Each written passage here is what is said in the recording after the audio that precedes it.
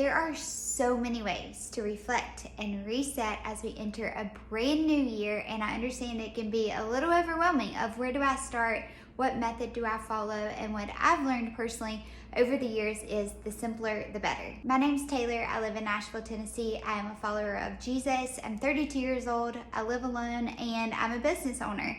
And this is the best way that I've learned to reflect and reset for a new year. A very simple way, regardless of what season of life that you're in, this can be applicable to you. First things first, I get the most basic composition journal, and I've had this one for 4 years now, and I just keep writing in it and building on it. There's something really simple and beautiful about having a classic composition journal. And so I always write in the same journal, and I start by going through my camera roll on my phone, and starting in January, I reflect back on all the beautiful moments of the year, the moments that I'm most grateful for.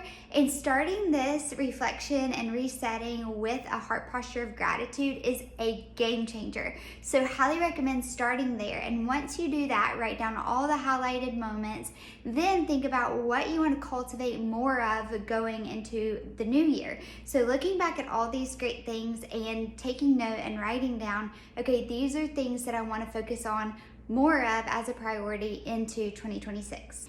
Second, as uncomfortable as it may be, it's really important to acknowledge what was really hard, what was disappointing, what do you feel like was a letdown or an unmet expectation, and taking note of that. And instead of feeling resentful about it or remorseful about it or any of those things, taking the lessons that you learned from those moments and shifting your perspective of how can I do better or use what I learned going into this new year so that history won't repeat itself. And then third, I go through each area of life, and the big categories for me are my faith, my health, family, community, finances, and hobbies and play. And those are the big pillars of life I really like to assess and look at and pick 1 to 2 focuses and priorities for each of those to say these are the things that I really want to focus on this coming year. Now, I may make a second video talking more detail of how I set specific focuses for each category, but for now, I'm going to leave you with that.